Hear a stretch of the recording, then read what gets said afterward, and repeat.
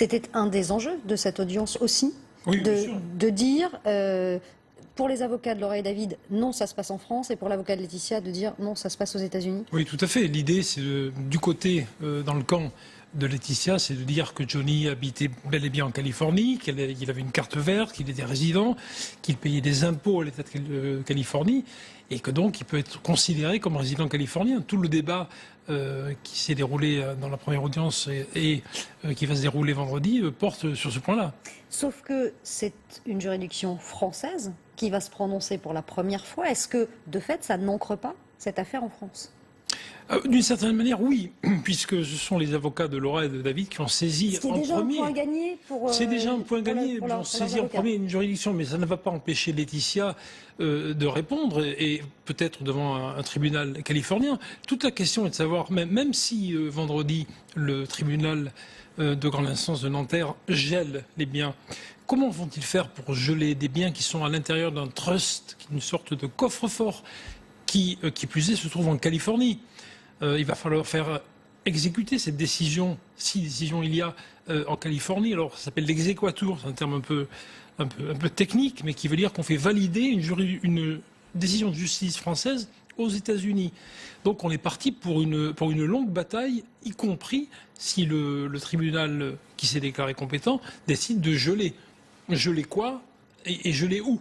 L'idée, ça serait de dire que Johnny Hallyday, quand il a rédigé ce fameux dernier testament, donc en 2014, n'était pas en pleine possession de ses moyens. Mais en 2014, il n'était pas atteint d'un cancer et a priori, il était bel et bien en pleine possession de ses moyens. Et son testament, son last will, ses dernières volontés, sont bel et bien de bénéficier d'abord de Jane Joy, en fait, et puis Laetitia, évidemment. C'est pas l'opinion publique. Là, il y a une bataille également auprès de l'opinion publique. C'est pas l'opinion publique. Lynn Renault, Sylvie Vartan, qui vont décider, qui vont avoir un pouvoir direct sur les magistrats. Il y a un trust. Donc un trust, c'est un peu un ovni, mais en France, mais c'est quelque chose de très commun aux États-Unis. Et clairement, le trust a été établi selon les règles du droit californien.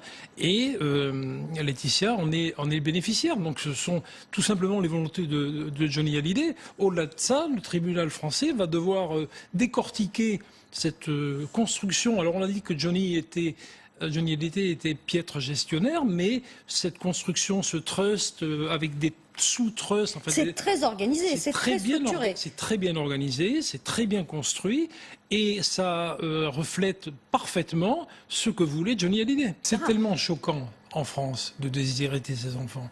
Et c'est tellement banal et classique aux États-Unis. Les Américains n'aiment pas les héritages. Les grandes fortunes comme Bill Gates ont prévu de léguer la quasi-totalité de leur fortune à des œuvres de charité. Donc en Californie, vous faites exactement ce que vous voulez. Mais c'est pas l'état d'esprit français. Ce n'est pas l'état d'esprit français. En France, on ne déshérite pas les enfants de sa famille. Moi, tous les chauffeurs de taxi que je prends pour venir vous voir sont très choqués. C'est ce qu'on entendait aussi dans notre sujet tout à l'heure. On sent bien l'opinion publique à travers des chauffeurs de taxi qui vous disent tous mais maître, il a déshérité ses enfants. Moi, j'ai des enfants, jamais je n'aurais fait ça. Donc c'est choquant en France. Mais là, on parle de droit californien. Ce qu'il faut souligner, c'est que vendredi, ça n'est qu'un nouvel épisode. Oui. Ça n'est pas l'épilogue. Vendredi, il va y avoir un délibéré. La décision ne sera pas rendue vendredi. On la connaîtra peut-être une semaine ou 10 jours plus tard. Et ensuite, le juge ne juge pas au fond. Le juge ne va pas, vendredi, décider quel droit s'applique. Il va décider le droit de regard. Donc, il va prendre une décision sur le droit de regard sur l'album qui apparemment n'est pas posthume et éventuellement décider de geler les biens. Mais une fois de plus, bon courage, parce que pour geler les biens dans un trust situé en Californie, c'est très compliqué. Alors, il faut nous expliquer. Vous nous dites que vendredi, il y aura un délibéré, mais il n'y aura pas de décision. C'est-à-dire, que peuvent dire vendredi les magistrats à Nanterre? Ils vont rien dire. Ils vont rien dire. Ils vont ouvrir l'audience. Ils vont ouvrir l'audience, on va écouter les deux parties et ils vont donner une date de délibéré. C'est-à-dire, nous rendrons notre décision le 15 mai, par exemple. Donc, ils vont se donner du temps pour revoir le dossier, mais en aucun cas, nous n'aurons une décision vendredi à 18h. Enfin, ça serait du jamais vu. Ce serait étonnant. Même si c'est une procédure d'urgence. Même si c'est une procédure d'urgence, la matière est complexe. Donc si les magistrats rendaient une décision, j'en serais extrêmement surpris. Les délibérés, c'est plusieurs mois. Et là, ça sera forcément 10 jours, 15 jours, peut-être un mois maximum. Et c'est déjà très bref.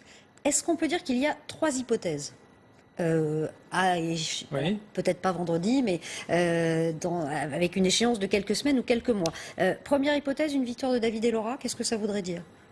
Une première victoire, ça voudrait dire, 1, on leur donne un droit de regard, et 2, les 3 magistrats, puisqu'ils sont 3 magistrats, décident de geler les choses en l'état.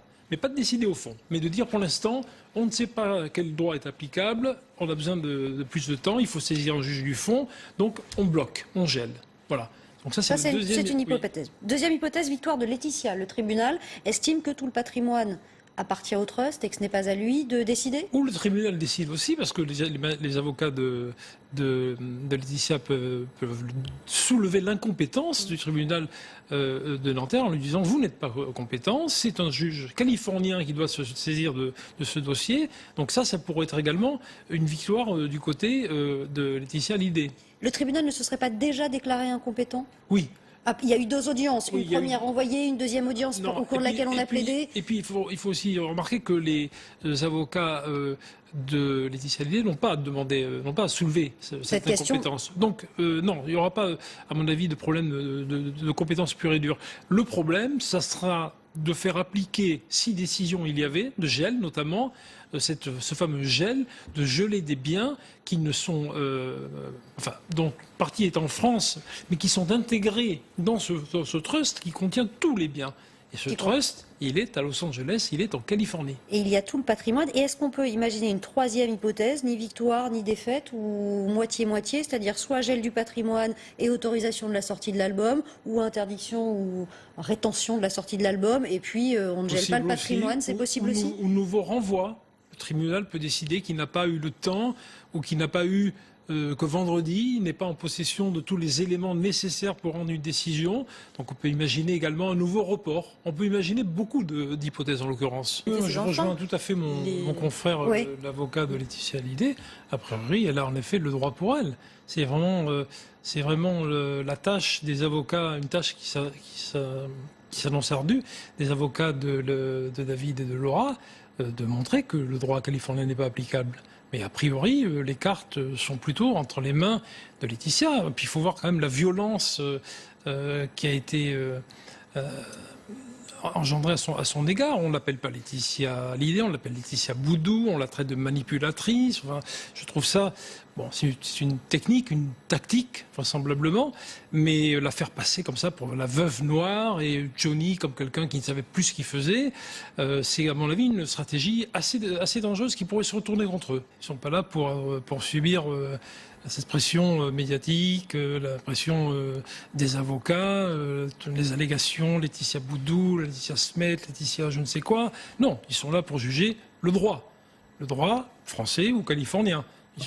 Ils sont a priori immunisés contre les assauts, que ce soit de la presse, de l'opinion publique, et ils doivent juger en droit. Comme il y a une ambiguïté aussi, c'est une question d'interprétation, non? Et puis les magistrats ne sont pas là pour décider si c'est moral ou pas, si c'est bien, si c'est pas bien. Ils sont là pour dire est-ce que le droit français s'applique? Est-ce que le trust californien s'applique en France? Il faut savoir qu'il y a une jurisprudence Morillard très différente, parce que Morillard, lui, était vraiment américain, était devenu américain, mais il y a quand même une jurisprudence de la Cour de cassation de 2017 qui a son importance, sa grande importance dans le dossier actuel, qui a décidé qu'un trust californien était parfaitement applicable en France, car conforme à ce qu'on appelle l'ordre public international français. Donc il ne va pas s'arc-bouter contre les principes fondamentaux du droit français. Et cette jurisprudence de la Cour de cassation, la Cour suprême en France, est importante et va avoir un rôle majeur dans cette affaire. Alors oui, ce qu'il faut savoir, c'est que dès le décès de Johnny Hallyday, les inspecteurs fiscaux de Bercy se sont intéressés au dossier, parce que les impôts sont toujours là en premier. Tous les ans, il a un contrôle fiscal de toute manière. Il a toujours été contrôlé. Il faut savoir aussi que dans son patrimoine, il y a une grande partie de dette fiscale. Pour en revenir à votre question... Est-ce que, déjà de dire ce qu'est une fraude à la loi, puisque c'est un terme qu'on a vu apparaître au moment où on a eu connaissance un petit peu de la construction de ce trust et de ces sous-trusts. Non, selon moi, il n'y a pas fraude à la loi. Il était en Californie, il était résident californien, il a fait quelque chose on ne peut plus banal. Il a créé un trust pour mettre à l'abri deux personnes qu'on oublie le plus souvent, dont on parle très peu, c'est Jen et Joy. Ce sont elles les plus vulnérables, ces deux petites filles. Et puis, son épouse Laetitia, qui, on l'a dit, l'a accompagnée pendant 25 ans et jusqu'à son décès, et qui, à mon avis, est quelqu'un de désintéressé, de profondément humain, et qui était profondément éprise de Johnny Hallyday. Ce qu'il faut dire aussi, c'est qu'ils ont quand même, dans leur manière de communiquer, ils ont quand même dès le début braqué Laetitia Hallyday, qui ne demandait rien, et qu'on a d'abord assigné. À qui qu'on n'a pas essayé de contacter. On aurait pu imaginer une conciliation dès le début. Mais là, ils ont... S'ils m'avaient demandé la guitare, s'ils m'avaient demandé la pochette de Ils ont fait quoi? Ils ont saisi un juge des référés, c'est-à-dire un juge en urgence. C'est le juge de l'urgence, le juge des référés. Donc, de suite, pour bloquer tout. Donc, c'est brutal. Peut-être y aurait-il pu avoir un accord si ils avaient essayé de dialoguer avec Laetitia. Mais là, c'est mal parti, vu la manière dont elle est traitée par les avocats de... Pour vous, la conciliation n'est plus possible? Elle est toujours possible. On parle d'êtres humains qui sont liés par des liens du sang. Elle est toujours possible, mais ça me paraît compliqué, vu la manière dont les avocats de David et Laura ont entrepris leur action en justice et leurs déclarations à la presse, qui sont d'une violence terrible.